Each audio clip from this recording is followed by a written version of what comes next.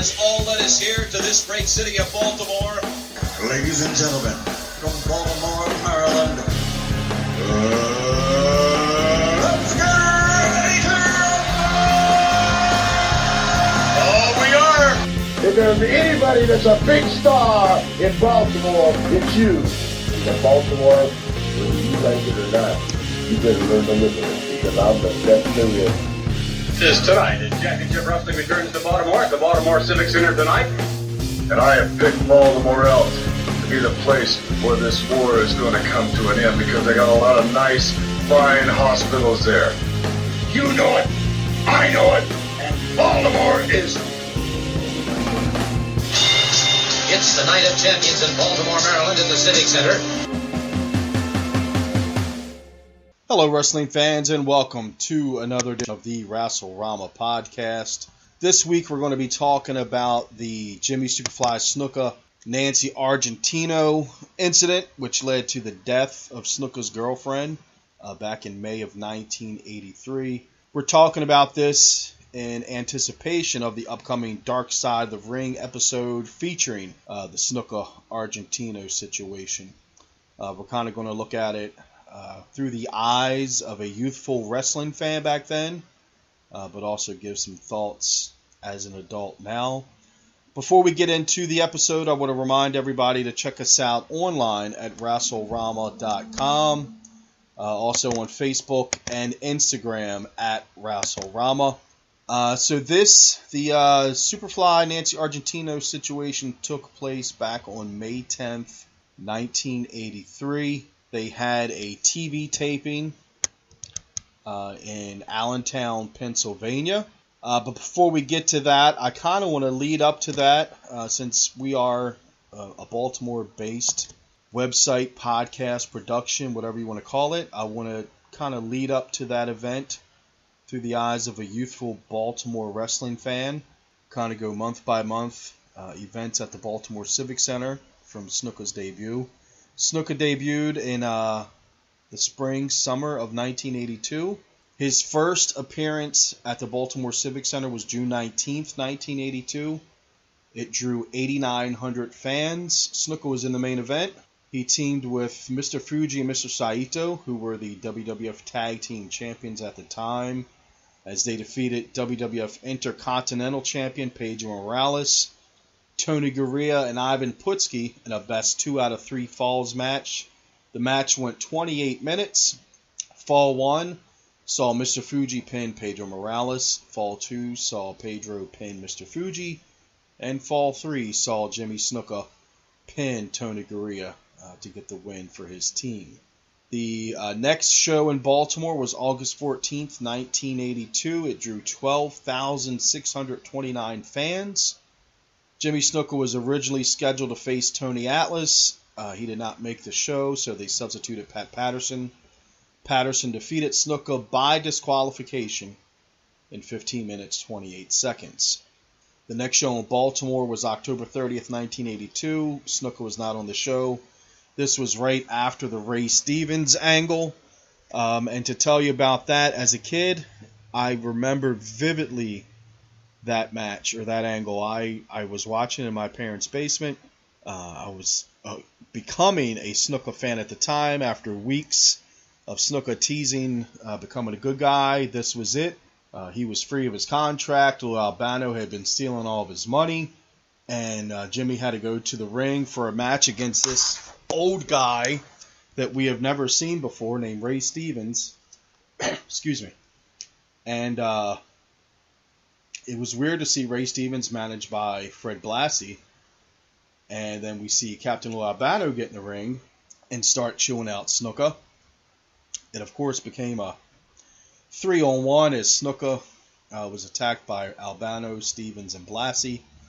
This led to Ray Stevens giving Superfly Snuka a pile driver on the floor. Snuka bled like a pig. And when I saw that, they put the neck brace on him. I cried like a baby. I remember this night like it was yesterday. And this is, 38 years ago? The family had planned on going ice skating that evening after dinner. I was crushed. Wrestling comes on at 4. We were going to have dinner. Then we were going to go ice skating. I still went ice skating, but I did not have a good time. I was destroyed by watching Jimmy Snuka get pile drive by Ray Stevens on the floor. So that was in October of 82. There was no Baltimore show in November. They came back on December the 11th, 1982. They drew 12,800 fans to see Jimmy Snuka and Rocky Johnson defeat Ray Stevens and Captain Lou Albano via countout at 6 minutes 20 seconds. I remember that night. I bought a Jimmy Snuka poster. It was the size of a poster, but it was a black and white picture, and it was like a cardboard material. It wasn't poster material. But that hung on my wall probably until 1985 when they phased Snuka out.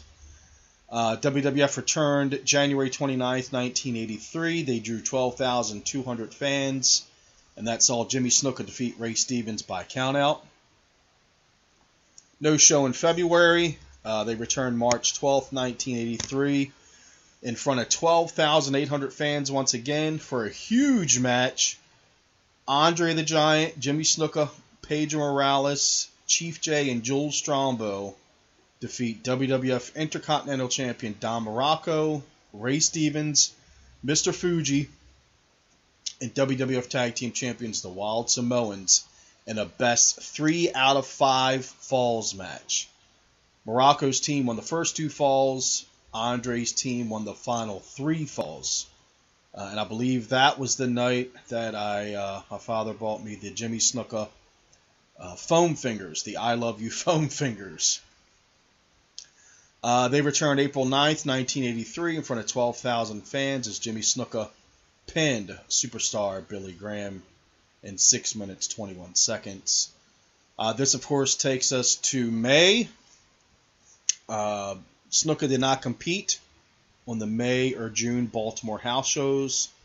He returned on August 6th, teaming with Andre the Giant and Rocky Johnson to defeat Afa, Sika, and Samu in a 2 out of 3 falls match. Let's go back to May, though, May 10th of 1983 to be exact, as WWF taped TV in Allentown, Pennsylvania at the Agricultural Hall. The big angle that night was Sergeant Slaughter whipping WWF champion Bob Backlund with his riding crop. For those of you who remember that time, Bob Backlund was doing the Harvard step test. Sergeant Slaughter started some stuff with Backlund, and it ended with him whipping Backlund with the riding crop. Snuka had one match that night. He pinned Jose Estrada with a splash off the top rope in 4 minutes and 12 seconds. Also, after that TV taping, Eddie Gilbert sustained a serious neck injury following a car wreck. If you remember Eddie Gilbert from that time, he was a young babyface, and as I guess he advanced in his career. If you remember him in Mid-South, Memphis, NWA, wherever he went after that, he always had like a scruffy beard. And I was told that the reason is because the beard hid the scar, which he got after this car wreck. Another weird story involving that, and I believe Eddie Gilbert told this story, is that when he was in the hospital after he woke up, he was told that his friend was also in the hospital, and he wasn't quite sure who it was, only to find out later that it was Nancy Argentino, apparently, and this is according to Gilbert, was in the same hospital, or was in the hospital at some point.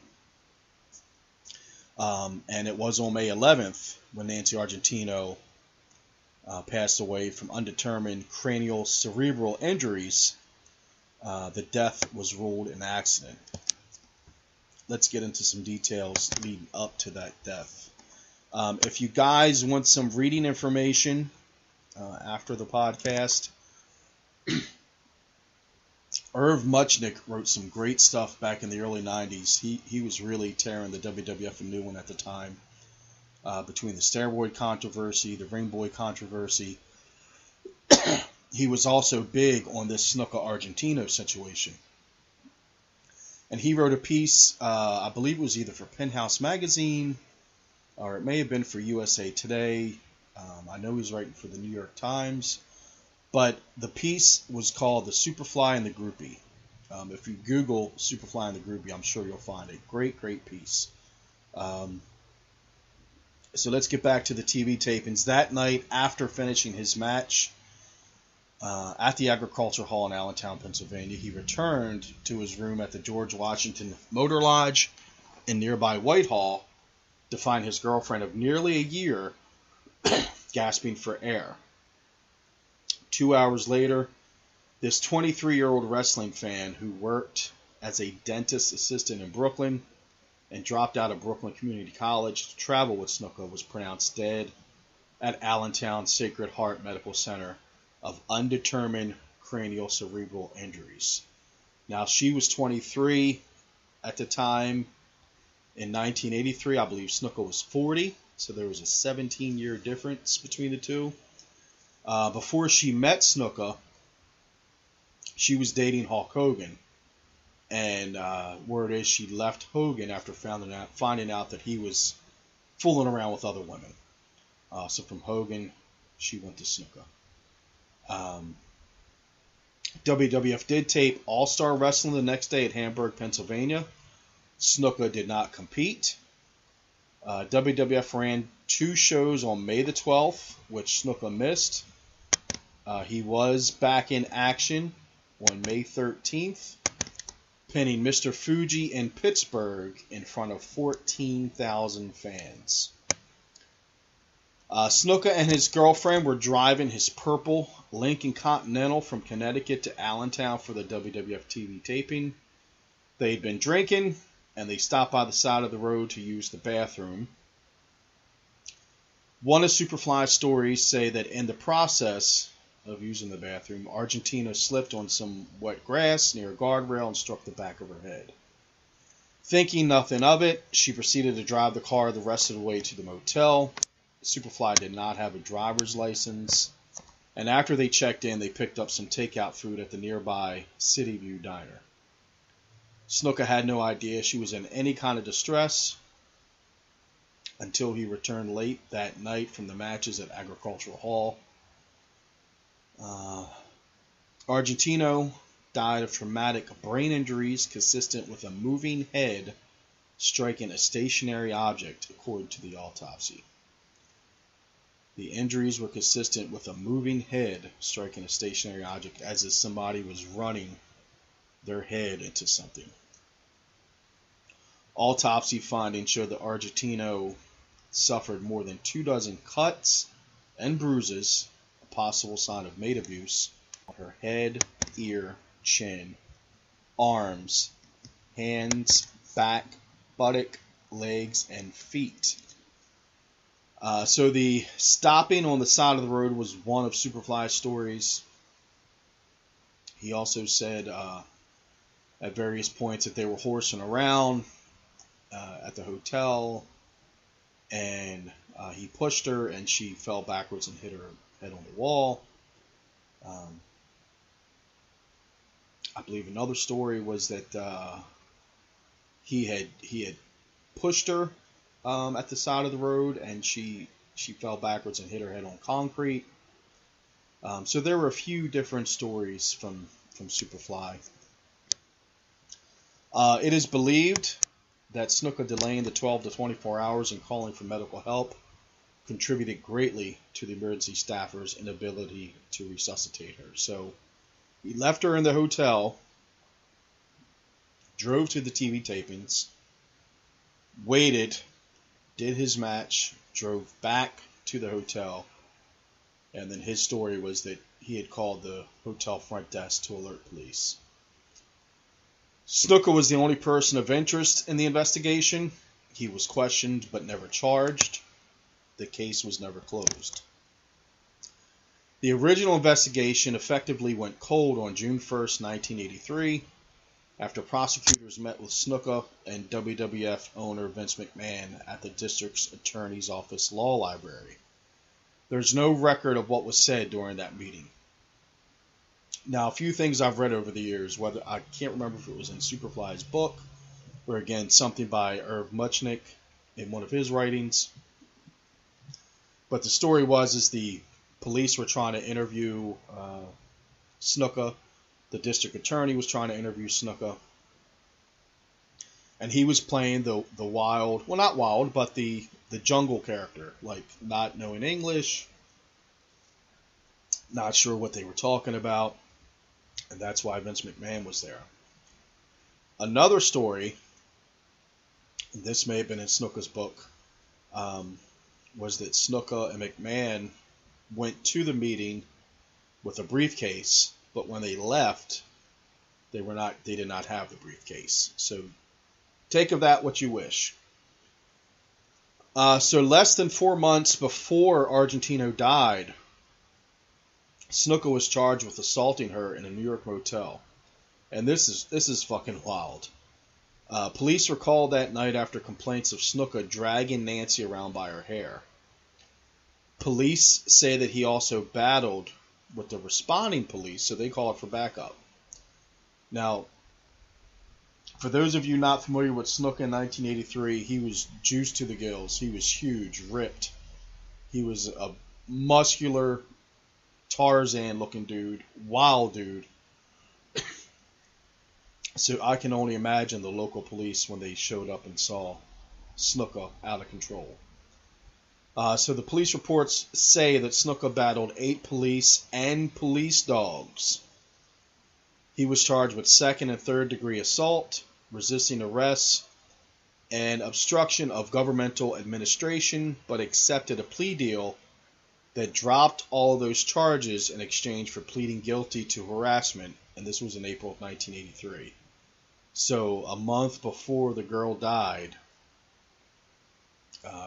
he pled out the charges from January of dragging her around a hotel by her hair. So earlier I'd mentioned the Ray Stevens angle after the Buddy Rogers Corner with Snuka. At the time, WWF hired Nature Boy Buddy Rogers to serve as Jimmy Snuka's TV manager. He was also responsible to get Snuka to the shows, to the important matches on time. But Rogers said he stopped driving with the Superfly after Snuka snorted cocaine in the car when they were driving. Rogers says Jimmy could be a sweet person, but on that stuff he was totally uncontrollable. Buddy Rogers was also Snuka's neighbor on Coles Mill Road in Haddingfield, New Jersey. Snuka's wife, with whom he had 4 children, befriended Rogers' wife. Rogers says Jimmy used to beat the shit out of that woman.